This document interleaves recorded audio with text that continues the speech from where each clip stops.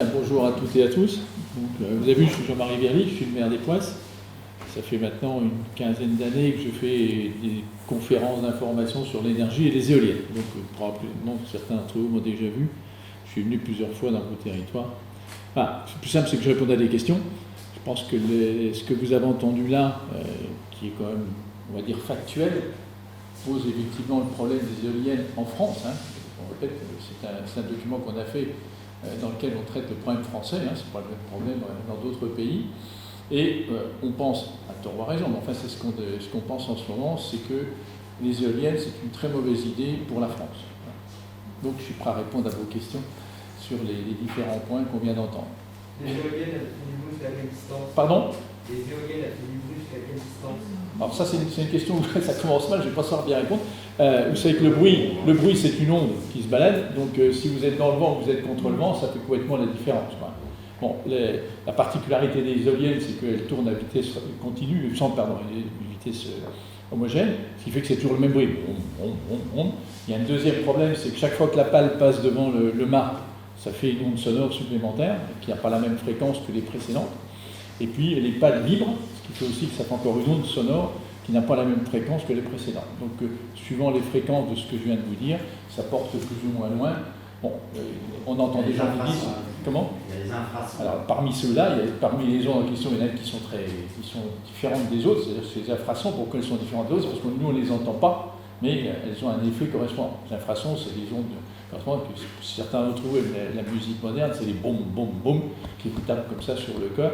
Bon, eh bien, c'est des infrasons qui viennent taper régulièrement sur notre organisme, et il y a beaucoup d'études en ce moment pour expliquer que ça modifie le muscle du cœur, le muscle des poumons. Bon, il y a beaucoup de gens qui sont très sensibles effectivement à ces basses fréquences correspondantes. Oui. Je coupe Jean-Marie, parce qu'il y a Edwige là qui s'occupe aussi de... Bonjour à tous. Bonjour. Pour la santé. Je suis géobiologue en fait. Donc j'ai affaire un petit peu aux éoliennes dans mon quotidien, notamment les évages sur lesquels je suis appelée. Et puis j'ai eu à m'enseigner aussi sur les éoliennes récemment. Il y a des rapports qui sont sortis quand même, et on commence à s'y intéresser, notamment le docteur Borsotti à Dijon au CHU qui commence à se spécialiser sur le sujet, parce qu'il est très inquiétant en fait.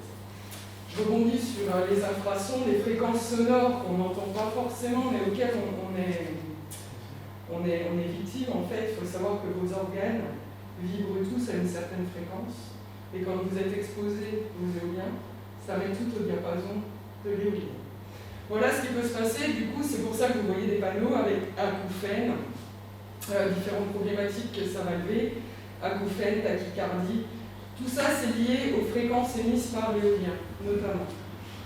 Après, il y a tout le reste, parce qu'une fois que les pales tournent, il y a l'électricité qui est envoyée dans le sol, et là, je pense que vous allez Alors ça, c'est un autre compléter. C'est un autre problème, celui-là qu'on connaît très bien, c'est ce qu'on appelle les courants vagabonds. Bon, vous comprenez que l'électricité, c'est des électrons qui se baladent, on a compris. Bon, et il y en a qui s'échappent effectivement des fils, et ça crée ce qu'on appelle des courants vagabonds. Alors ces courants vagabonds, ils ont un effet, essentiellement un effet sonore. Si par exemple vous passez sous une ligne à haute tension, vous entendez le bruit de la ligne à haute tension, en fait, c'est justement ces courants vagabonds qui créent un champ magnétique que vous entendez a priori. Et ça, déjà dans l'air, ça se propage. Alors ça se propage, la particularité, c'est que quand le courant se balade et qu'il passe sous votre maison, évidemment, ça prend les fonds. Il y a des très gros problèmes en ce moment dans un certain nombre d'élevages, parce que ce courant vagabond, quand il passe en dessous des hangars métalliques, ça crée effectivement une cage, et ça crée un champ magnétique particulier, qui est que, en particulier, les bovins n'aiment pas du tout, puisqu'ils sont très sensibles. Alors, il y a une deuxième raison qu'ils sont très sensibles, parce que les bovins ne sont pas comme nous, ils ont 4 pattes, et qu'effectivement, le courant passe par le corps directement. Donc ça pose des gros problèmes sur les vélages, sur les Moi, si je peux me permettre, on a la même sensibilité que vous. Sauf qu'eux réagissent beaucoup plus vite du fait qu'ils sont pieds nus, souvent sur des bétons humides. Et du coup, le cercle se fait, et en plus, sinon, dans des corps, on a dit structure métallique, ce qui fait que c'est eux qui mettent à la terre la structure. Voilà le principe. Mais en effet, leur sensibilité, on dit qu'ils sont plus sensibles que nous, mais on a les mêmes sensibilités, Ah non, on les fait pareil en fait. Hein. Non, mais c'est parce que le champ est plus fort. Tout à fait, ils sont bien nus. Alors aujourd'hui, la législation a un peu changé, c'est-à-dire que maintenant, pour implanter des éoliennes, on demande aux promoteurs de faire une étude sur les courants d'eau souterrains, parce que très souvent, ça suit effectivement les filets d'eau qu'on a dans nos terrains correspondants, indépendamment de la pollution que ça a sur les filets d'eau. Ça a un peu changé ces dernières années. Ils commencent à y être très sensibles parce qu'ils savent que... Ils mettent une étude, mais...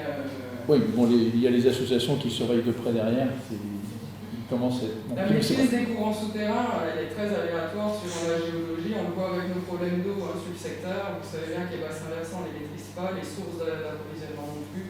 Et en effet, les courants vont choper les veines d'eau, mais aussi les failles sèches, les failles humides. Tout ce qu'on va avoir dans nos sous-sols, qui sont quand même des sous-sols calcaires, qui absorbent un peu mieux qu'en Bretagne.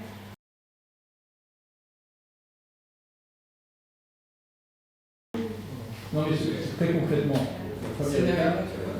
Pour rappeler rapidement les étapes, parce que c'est très important pour nous en ce moment, la première étape, c'est l'accord du conseil municipal. Alors, pour avoir l'accord du conseil municipal, chaque société fait comme elle peut et comme elle peut. Les deux façons, c'est effectivement d'aller voir le maire et les adjoints en tête à tête, et puis de trouver effectivement des terres, donc commencer à faire signer des baux amphithéotiques aux gens, parce qu'une fois qu'ils ont les terres, et puis qu'ils ont l'accord, ils vont retourner voir le conseil municipal qui vote. Et là, c'est le premier point dur. Si le conseil municipal vote pour une étude, ça commence à être mal engagé parce que le conseil municipal perd la main. Tant que le conseil municipal n'a pas autorisé à faire l'étude, ils seront très très prudents parce qu'ils ne veulent pas trop investir. Et après, quoi qu'il se passe, quoi qu'on raconte, quoi qu'on fasse, c'est le préfet qui répond. Bon, ici, je pense ici, vous avez des élus. Dans toutes nos communes, on a toutes les façons. Si vous voulez construire une maison de 16 mètres de haut, vous n'avez pas le droit, si vous voulez un, sauf que les éoliennes, ils ont 22 mètres. Si vous avez un mât, vous pouvez vous poser la question, pourquoi est-ce qu'on a installé un mât? Qui a autorisé à installer un mât? Vous vous rendez compte que c'est personne, parce que c'est le département. Alors on vous fait voter plus ou moins un truc, mais c'est pas vrai, c'est le préfet. Donc ça va jusqu'au préfet. Donc ça dure un certain temps, et le préfet, un jour, décide. Alors le préfet peut très bien dire d'arrêter de ne pas accepter le projet, bien évidemment. Donc c'est pas le fait d'avoir un mât qui fait que. Il arrive quelquefois que le mât il est fait pour effectivement s'occuper de deux choses. Le premier, c'est de savoir quelle est la qualité du vent à l'endroit où on va mettre l'éolienne. Et le deuxième, c'est tous les problèmes d'oiseaux, de passage migratoire. Donc il y a sur tous les mâts, pour ceux d'un vous irez voir, il y a 6 ou 7 radars qui sont sur le mât. On mesure les différents mouvements. Et puis, on commence à mettre maintenant des caméras pour voir les passages d'oiseaux. Donc ça sert à faire, c'est obligatoire, mais en plus ça sert à faire un état des lieux. Le mât, normalement, doit être installé 2 ans, les gens trichent un petit peu. Et une fois qu'ils ont les résultats du mât, en parallèle, ils continuent le projet et ça va jusqu'au préfet. Voilà. Si le préfet dit oui, et puis personne ne dit rien, ça se construit. Si le préfet dit oui, et qu'il y a des associations qui partent en procès, ça attend. Si le préfet dit non, c'est fini pour le moment, sauf que les promoteurs reviennent 1 an, 2 ans après, en faisant une petite modification, en enlevant une éolienne, en augmentant la hauteur, voilà. Il n'a jamais. Je ne connais pas de projets éoliens qui ont été abandonnés. Si vous avez ça sur une... Vous avez compris que ça fait une quinzaine d'années que je suis là, j'ai vu voir récemment. Je ne connais pas un projet qui a été arrêté a priori.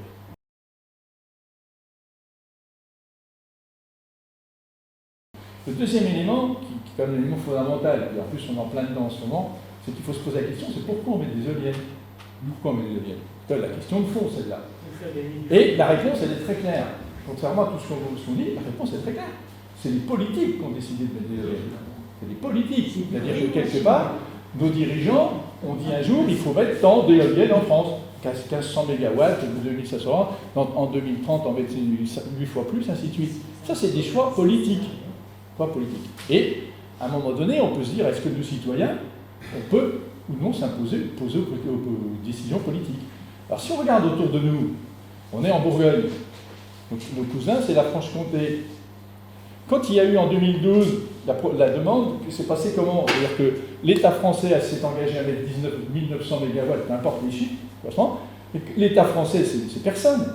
Donc, le ministre a écrit à tous les préfets et à toutes les régions, il leur a dit combien vous allez mettre d'éoliennes. Et chaque région a répondu. Chaque région a répondu. Nous, en Bourgogne, on a répondu 600 mégawatts. Pourquoi 600? Pourquoi pas 200? Pourquoi pas 300? En Bourgogne-Franche-Comté, 30 mégawatts. Dans le sud-est de la France, là, en bas, sud-ouest, pardon, en bas, 0. Du côté de Marseille, 0. Donc il y a des régions qui ont dit 0.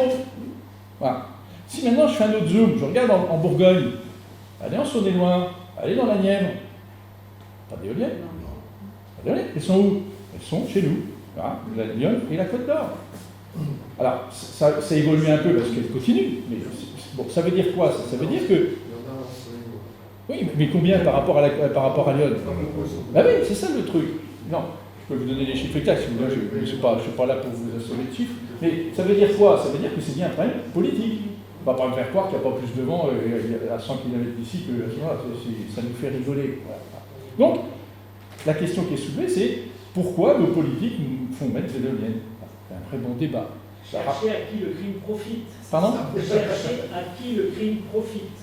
Oui, mais c'est pas. Dans les histoires Non, mais je suis d'accord avec vous. On va en parler dans 2 minutes. Mais c'est un problème, comme tous les problèmes de la vie. Quand on me pose la question, on dit est-ce que vous aimez les éoliennes? Est-ce que vous êtes pour ou contre? Je vous réponds, je ne sais pas. Les éoliennes, voilà, c'est un objet. Moi, je suis un scientifique. J'ai même travaillé sur ces problèmes d'éoliennes. Voilà. Je n'ai pas d'état d'âme. Par contre, je peux me poser la question est-ce que d'implanter une éolienne à Naux-sur-Seine, est-ce que ça a un sens par rapport à quoi? Et le problème, il est le même que celui de toute la vie. Aujourd'hui, je veux changer ma voiture. Ah. Eh ben voilà, je change ma voiture. Ça veut dire quoi? Ça veut dire que j'ai le choix entre Renault et Citroën, pour prendre n'importe quoi. Et là, il y a 2 cas de figure. Premier cas de figure où je dis, de toute façon, les Renault, j'en veux pas, c'est de là, donc j'arrête. Donc, l'éolienne, j'en veux pas, c'est l'éolienne, j'en veux. Ça, c'est le premier cas de figure. Deuxième cas de figure, c'est qu'on peut s'interroger sur pourquoi je vais choisir tel et tel modèle. Et là, il y a un certain nombre de critères que chacun va imaginer, parce que je la trouve plus jolie, parce que je la trouve, elle consomme moins, parce que. Et ça veut dire que parmi tous les choix, on a sorti celui qui était elle consomme moins, et pour ça j'achète. Ou elle fait moins de bruit, pour ça j'achète. Pour l'éolienne, c'est pareil. Il faut regarder tous les critères, il faut accepter que chacun d'entre nous privilégie celui-ci ou celui-là. Alors, prenons-en au hasard, comme ça, tous les critères. Est-ce qu'une éolienne, énergétiquement, c'est intéressant? Alors, qu'est-ce que ça veut dire énergétiquement? Ça veut dire qu'il faut se poser la question, c'est que je n'ai pas d'éolienne, voilà énergétiquement ma situation. Maintenant, j'ai une éolienne qui a fonctionné pendant 20 ans, quelle est la situation énergétique? Alors, vous allez me dire, c'est très bien, elle a produit de l'électricité pendant un certain temps, donc tout va bien. Sauf que, il faut se poser la question, comment elle est arrivée sur mon terrain pour produire? C'est comme ma voiture, enfin, c'est pareil. Et si on s'interroge sur toute l'énergie qu'on a dépensée pour arriver jusque-là, vous avez entendu qu'on va chercher des terres rares en Chine dans des conditions pas possibles, et qu'ainsi de suite, il va falloir la fabriquer, il va falloir feu. Aujourd'hui, tous les scientifiques s'accordent pour dire que nos éoliennes aujourd'hui, si elles ne font que 2,5 MW, elles ne permettront pas de produire l'énergie globalement qu'elles ont coûté pour les produire. Alors, après, on va discuter, est-ce que c'est 1 an, 2 ans, 3 ans? Il faut simplement comprendre que énergétiquement, ce n'est pas un truc sensationnel. Mais ce n'est pas une surprise, notre voiture aussi, ce n'est pas des trucs sensationnels. Hein. Vous achetez des voitures, voilà. Après, il y a un deuxième facteur qu'on entend. On dit, voilà, les éoliennes, ça produit jamais, ça produit que 20%. Bah oui, les éoliennes, ça produit que 20%. Ça veut dire quoi? Ça ne veut pas dire que le rendement est de 20%. Ça veut simplement dire que dans nos régions, comme il n'y a pas beaucoup de vent, il n'y a pas assez d'énergie pour entraîner suffisamment l'éolienne pour qu'elle produise. Les éoliennes, elles tournent dans nos régions 85% du temps. 80-85% du temps. Des fois, on les fait tourner, peu importe. Mais comme il n'y a souvent pas beaucoup de vent, elles servent quasiment à rien. C'est comme vous avec votre vélo, vous avez votre dynamo, ben, quand vous avancez tout doucement, ben, ça ne l'éclaire pas du tout. Si maintenant vous pédalez comme un malade, vous mettez de l'énergie, ben, vous avez votre lampe qui l'éclaire devant vous. Voilà. Donc, c'est un produit, ce n'est pas le critère à donner pour dire que c'est un produit qui, le rendement n'est pas bon. Par contre, maintenant, quand je dis ça, il faut se mettre par rapport à ce que je viens de dire avant, c'est-à-dire qu'est-ce que énergétiquement ça représente quelque chose. Voilà. Alors après, je prends un autre critère, le CO2. Alors ça, voilà. Est-ce que l'éolienne, c'est intéressant d'un point de vue CO2? Ben, oui, forcément, puisqu'on est ce qu'on appelle une énergie renouvelable. Je vous rappelle que vous avez entendu nos amis scientifiques, hein, l'énergie renouvelable, ça n'existe pas. Voilà. L'énergie, ça se transforme. La seule énergie qu'on récupère, malheureusement, c'est le vent. Voilà. Bon. Et puis le vent, c'est pas d'énergie primaire. La seule énergie qu'on a, nous, pauvres terres, complètement polluées, c'est le soleil. Bon, et donc, c'est d'énergie magnétique. Donc, j'en ai que ça. Donc, tout le reste, c'est des transformations d'énergie, a priori, correspondant. Sauf que, dans ce que je viens de vous dire, il faut forcément qu'on rajoute un critère fondamental, c'est de dire qu'il faut fabriquer tous nos produits. Comme on n'a pas d'énergie, on n'a pas un truc comme moi, il faut fabriquer. Et comment on fait pour fabriquer? Ben, on crée des objets, des voitures pour se déplacer, des éoliennes pour produire. Et tout ça nécessite des ressources fondamentales. Et si on dit que la Terre est un système isolé, personne ne nous amène de ressources, on est en train de piocher dans la caisse, et un jour, ben, la caisse elle sera vide, quoi. Alors, prenons des exemples qu'on entend tout le temps. Le pétrole. Le pétrole, il y en a tranquille. Il y en a qui disent encore pour 300 ans. Oui, il y a du pétrole sur Terre. Sauf que c'est de plus en plus difficile d'aller le chercher parce que tout le pétrole qui était facile d'aller chercher, il est déjà pris. Donc maintenant, on va beaucoup plus bas. Ça coûte beaucoup plus cher. On dépense beaucoup plus d'énergie. Et on est arrivé sur le pic où l'extraction du pétrole, si on fait un bilan énergétique du pétrole, qui est quand même un outil extraordinaire, cette fois-ci, on dépense plus d'énergie pour le pétrole, le raffiner, le machin, qui va nous en donner à la sortie. Donc ça permet de réfléchir un petit peu sur ce que c'est que l'énergie et qu'est-ce qu'on a le droit de faire avec l'énergie et comment elle fonctionne. Et on peut prendre comme ça un certain nombre de paramètres sur l'éolien. Bon, je suis un peu bavard, mais c'est quand même un champ global sur lequel il faut que chacun... Alors, après, il y a ce qui nous intéresse nous ici, on a entendu la santé, hein, c'est quand même chez nous. On a entendu, on n'a pas entendu, mais on va encore le dire, il y a les paysages. Hein. Quand même, le paysage, ça a du sens. Et on nous explique que sur les éoliennes, ça ne change rien. Bon, on est placé pour savoir, nous les amoureux du terrain, que quand il n'y en a pas, on sait ce que c'est, quand il y en a, on sait ce que c'est. Donc, notion de paysage.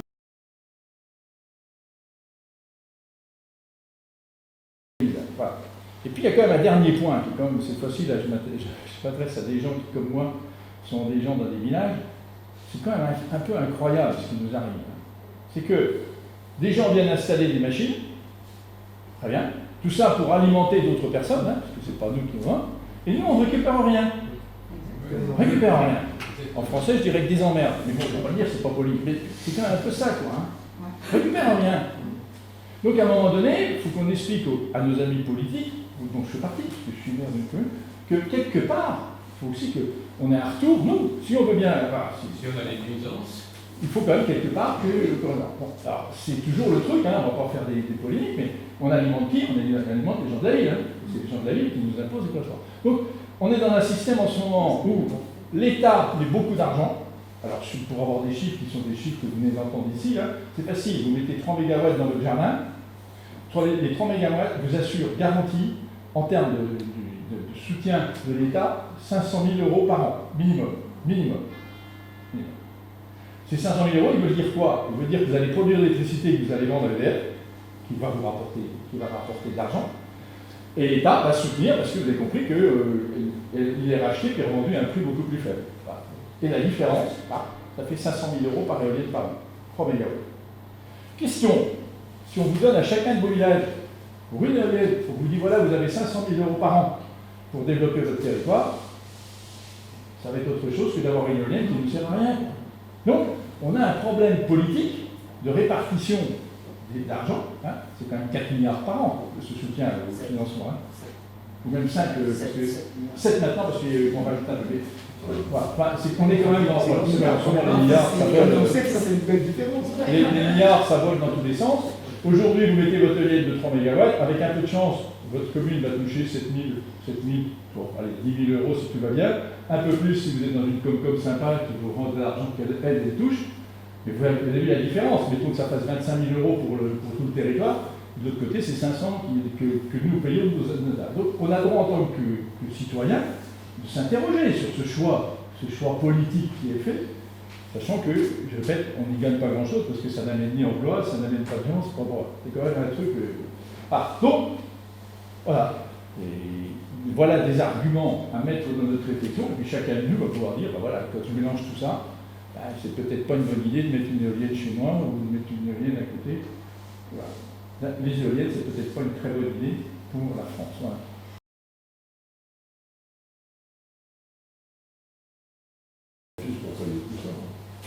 Moi j'avais une question, pourquoi tous les promoteurs qu'on rencontre sont tous des étrangers en fait? Il n'y a pas un promoteur Alors, français? il y a deux raisons. La première c'est qu'en France, on était les premiers au monde à faire des nacelles et des éoliennes. Bon, notre entreprise, que vous connaissez bien, a été vendue à France Symbolique, à General Electric.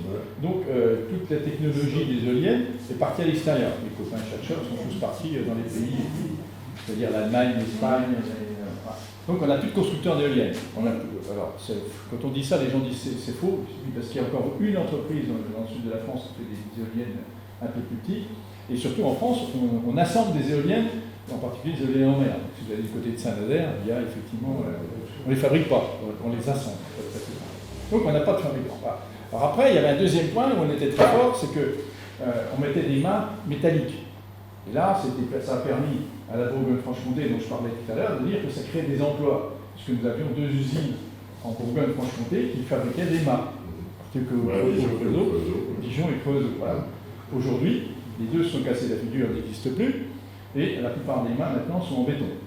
Donc c'est de cause à effet, mais vous voyez que même cette affaire-là, et quand il y a des mâts qui sont encore métalliques, ils viennent d'Espagne. Vous voyez un peu Les nôtres viennent d'Espagne. Comment ? Les nôtres viennent d'Espagne. Oui, parce que l'Espagne est un.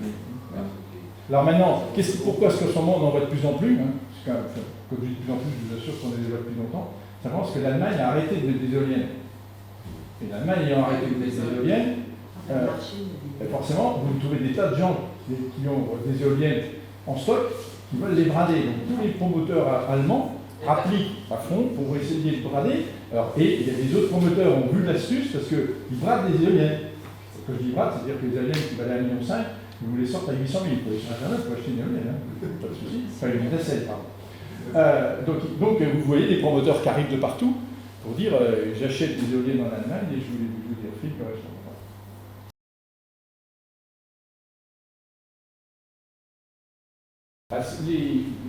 C'est toujours un petit peu compliqué de répondre à la question parce qu'on a des accords internationaux sur l'électricité. On a bien qu'il y a un accord terrible, c'est que EDF est obligé de vendre un quart de sa production nucléaire sur le marché public. C'est quand même une sacrée saloperie qui était imposée par le copain allemand. Je le dis gentiment, c'est quand même un sacré truc intéressant.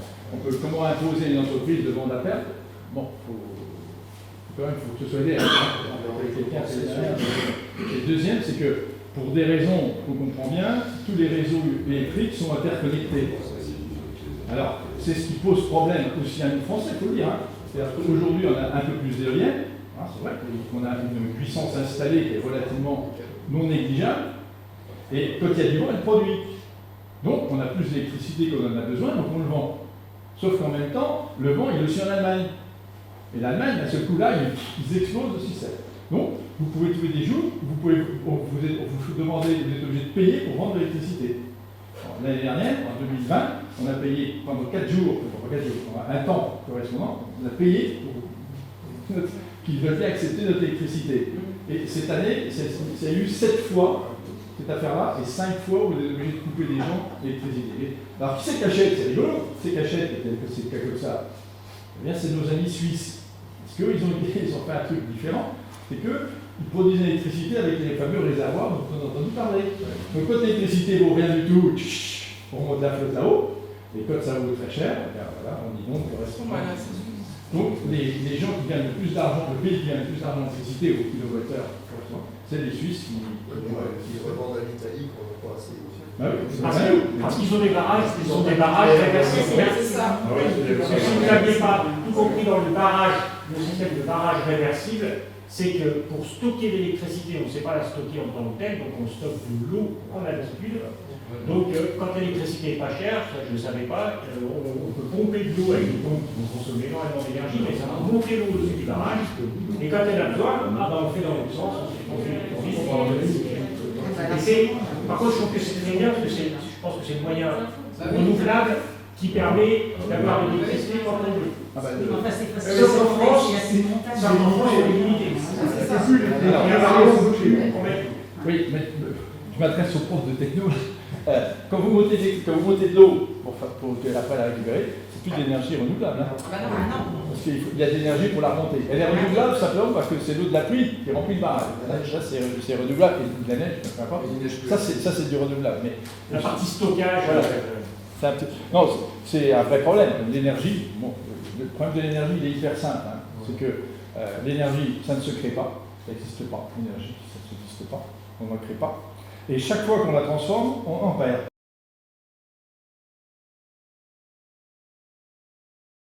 Ça, c'est la consommation RTE en direct, jour par jour. Là, on peut savoir heure par heure ce qu'il y a eu comme consommation. Et ce qui était intéressant, moi, ce que je voulais me rendre compte, c'est si c'est quelque chose qui est souvent dit, on dit, oui, à cause des éoliennes, on met des centrales à gaz et à charbon. Oui. Ça, c'est un truc qui se dit. Est-ce que c'est vrai ou c'est pas vrai? C'est vrai. Ça veut dire quoi? Ça veut dire que si vous voulez avoir une production constante correspondante, que vous mettez quelque chose qui est intermittent, mais il vous faut quelque chose en complémentaire de la même quantité. Autrement, vous n'avez pas le constant. Les seuls, vous avez entendu dans le film, c'était le patron d'EDF qui parlait, c'est pas n'importe qui. Si vous mettez du pilotable, le pilotable c'est facile, hein. On les connaît. Le pilotable c'est quelque chose de plus sur un bouton. Alors, il y a des barrages, mais en France on ne peut plus faire de barrages, c'est terminé. L'autre solution c'est des centrales à gaz ou à charbon. Comme vous éliminez le charbon, il ne reste plus que le gaz. Vous avez compris que le gaz devient un élément fondamental, hein. Vous avez toujours entendu parler du gaz russe qui va arriver par l'Allemagne, et vous avez compris qu'il passe par l'Allemagne, et que l'Allemagne n'est pas nos copains en énergétique, donc ils vont couper le tuyau. Si je prends l'exemple ici, là c'était le 31, donc il n'y a pas longtemps, là, on voit qu'ici il y avait une grosse production éolienne. Je pense qu'on arrive quasiment au maxi de ce qui est possible sur les éoliennes en pourcentage de l'énergie produite en France. Et on s'aperçoit que le gaz, il y en a toujours un tout petit peu. Et je regardais, c'est ce qui pose problème, parce que j'ai entendu aussi que le coût de notre facture d'électricité est calculé sur le coût de la dernière centrale mise en route. Donc s'ils ont le malheur dans la journée d'allumer une centrale à gaz, oui, le prix de l'électricité... Non, c'est pas tout à fait juste, mais ça en fait partie. Disons que le prix va être aussi indexé là-dessus. Donc l'intérêt, ça serait vraiment de ne plus avoir du tout de gaz, de fuel ou de charbon. On a gaz, fuel, on n'en a pas trop. Et puis, donc là, on voit que le gaz, là, il ne tourne pas. Par contre, si on se met un jour comme le 3, là, et ben, ici, on voit que l'éolien tournait très peu parce qu'il n'y avait pas de vent. Du coup, qu'est-ce qu'on a fait? Ben, le gaz, c'est le gaz qui compense. Donc sur la courbe, on le voit bien, parce que je pense que le nucléaire, ils peuvent le faire varier, mais pas autant.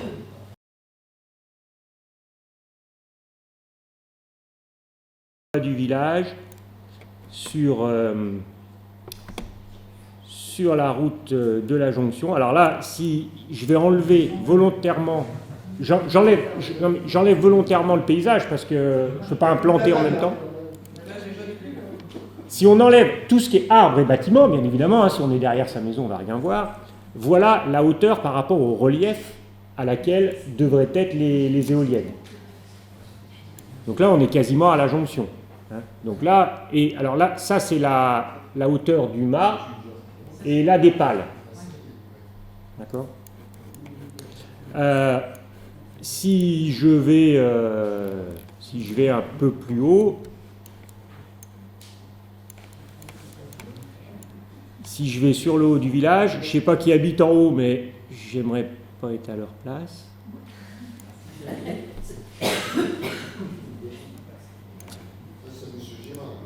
Et là, bon voilà, et on voit même, on devrait même voir celle de Sérilly. Dépasser, bah, elles vont être loin, hein. On va les voir.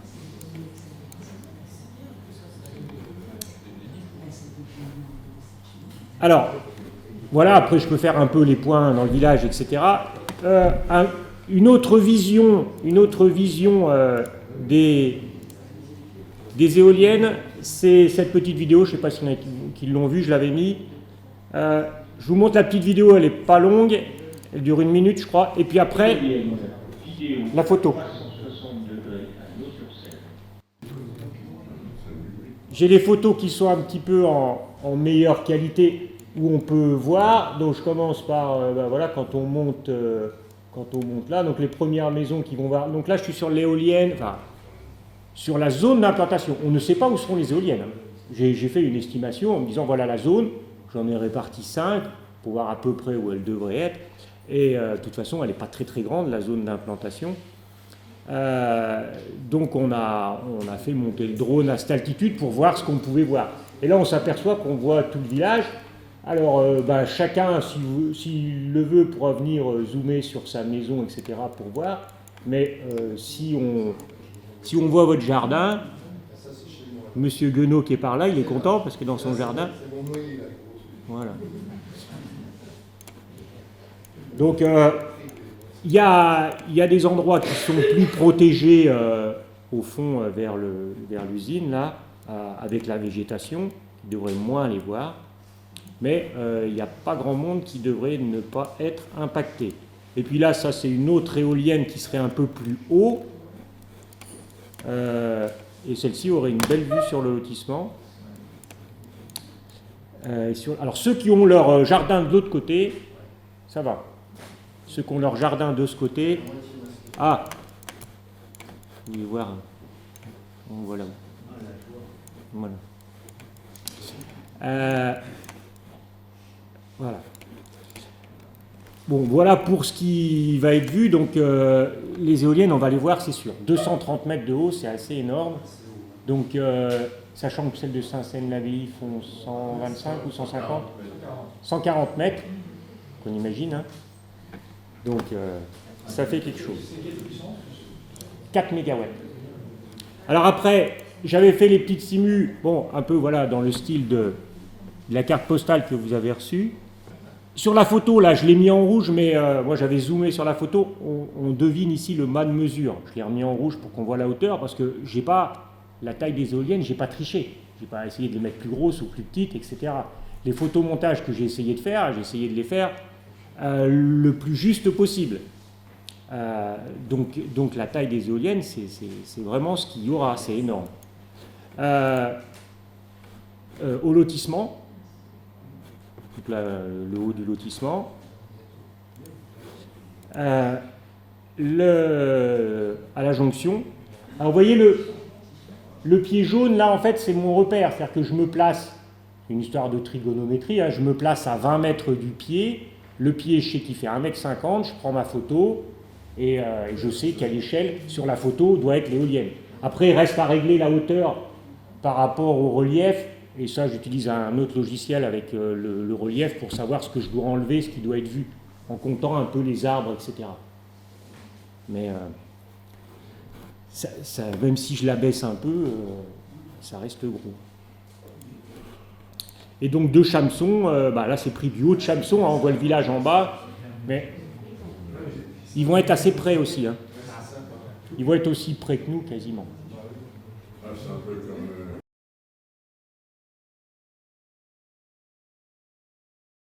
Juste un petit témoignage. Je suis Séverine Boiseux, je suis propriétaire de 2 parcelles concernées par le projet. Enfin, je et maman. Voilà, je rajoute. Sinon, je vais me faire engueuler. Simplement pour apporter mon témoignage sur les pratiques de cette société-là qui propose ce projet. Des pratiques qu'on pourrait qualifier de peu catholiques. Donc, en résumé, j'ai été contactée au téléphone par le commercial qui me dit je prends rendez-vous avec vous, je viens jeudi, alors on devait être le vendredi, quelques jours avant. C'est pour vous faire signer un document pour poser une étude pour un projet éolien. Il y a un bon projet éolien, je ne suis pas au courant. Très bien. Écoutez, venez si vous voulez. Et puis je me ravise, je dis mais qu'est-ce qu'il va me proposer concrètement? Donc je lui demande de m'envoyer les documents qu'il compte me faire signer. Et là, il me baratine en me disant « Oh, vous savez, c'est un gros dossier, c'est très rébarbatif, je vais vous présenter ce dossier très succinctement et puis on le signera ensemble. » Non, non, envoyez-moi le dossier, je suis malvoyante, j'ai besoin de lire ce document. Il m'envoie le dossier, 40 pages, j'ai lu les 40 pages à voix haute pour que tout le monde en profite. C'était effectivement très rébarbatif, mais pour vous dire que effectivement, il y a une compensation financière. D'ailleurs, ce n'était pas très clair dans le document.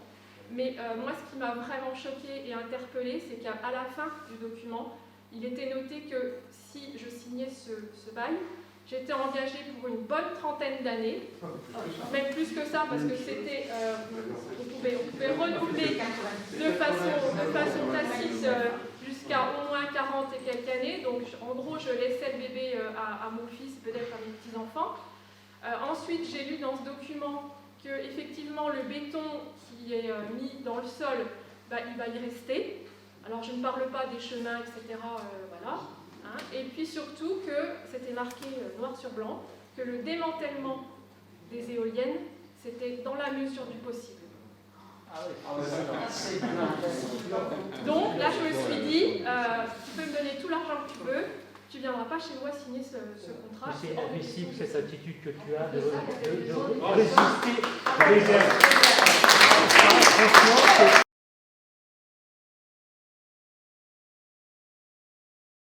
50 000 € par éolienne qui sont mis de côté, ça c'est la loi. 50 000 € pour le démantèlement, sauf que toutes les factures qu'ils ont vues, qu'ils ont pu faire demander, etc., c'est plutôt 400 pour des toutes petites éoliennes, sans enlever le socle en béton, 400 000 €. Donc ça va coûter beaucoup plus. Et si toutefois, la société, comme ça arrive à des endroits disparaît où on ne peut pas faire le démantèlement, ça revient à la charge du propriétaire. Alors on peut se dire, bah, tant pis pour lui, c'est bien fait pour lui, il a voulu des éoliennes, maintenant il débrouille.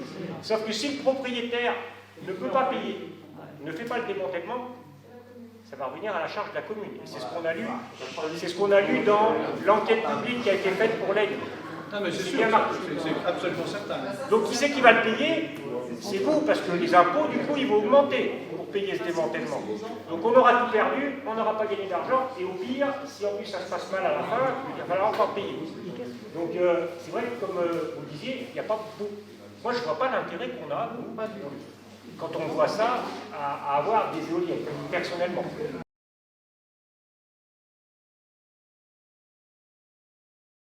Les deux choses, c'est qu'on a mis, donc moi j'ai essayé de faire un site web APECN, vous l'avez vu sur l'adresse, sur la carte postale, etc., dans lequel vous retrouverez, il y a la partie informez-vous, etc. Donnez votre avis, c'est important aussi, donc on va le faire là après, je vais l'expliquer. J'essaye de mettre le plus d'informations dessus, c'est pas facile à trier parce qu'il y en a des tonnes, et voilà. Il y a la page Facebook APECN sur lequel c'est un canal que j'ai utilisé pour diffuser des vidéos. Ceux qui ont Facebook ont peut-être vu passer des vidéos avec ma tête où j'expliquais des trucs là. C'était un peu de la promotion, c'était pour inciter les gens à aller donner leur avis et à les informer. Et puis, le plus important, c'est qu'il faut que vous communiquiez autour de vous, parce que là, il n'y a pas tout le village, là, ce soir, on est d'accord, hein, il y a beaucoup de monde, mais il n'y a pas tout le village. Personne ne sort. Non, mais sans signer la pétition, pour ou contre, ou j'ai pas d'avis. Vous avez le droit, vous faites ce que vous voulez. Mais je voudrais, moi, ce qu'on aimerait à l'association, c'est récupérer l'avis de tous les gens du village, pour, pas d'avis ou contre. Comme ça, tout le monde donne son avis. À la fin, on a le total, on sait le pourcentage des gens qui sont pour ou contre. Et après, on donne ça au conseil municipal. Le conseil municipal avise, change ou pas d'avis, je ne sais pas, bref. Bon. Et voilà. Et donc c'est pour ça. Et les gens qui ne sont pas là, nous on passera dans chaque maison pour aller demander l'avis des gens. Donc ça va nous prendre encore énormément de temps. Je suis plus à ça près parce que vu le temps que je passe, là je passe 3-4 heures par jour depuis 2 mois là-dessus, c'est tout le temps. Parce que niveau information c'est énorme. Voilà. J'en suis pas là. Après je vais être usé. Et puis pour ceux, il y en a déjà qui ont adhéré à l'association. Pour ceux qui veulent adhérer, il y a des feuilles pour l'adhésion à l'association, c'est 5 €. Ça aide financièrement pour les jolies cartes postales qu'on vous a faites, même si on s'est débrouillé pour ne pas les payer trop cher. Et puis pour toute la communication ou les petits frais qu'il peut y avoir. J'oublie des choses. Et c'est une meilleure visibilité, enfin on a plus de crédibilité s'il y a 500 000 adhérents, 5 000 adhérents que si on est 15. Voilà. 15, c'est rien. C'est là où c'est le plus important, c'est effectivement démontrer l'implication de la population pour que si ce projet-là ne se fait pas, que dans les autres communes, les villageois se positionnent aussi pour ou contre dans les projets qui peuvent se monter. Et après, si on est suffisamment puissant, dans le Châtillonnais, peut-être qu'il n'y en aura pas d'éoliennes. Parce que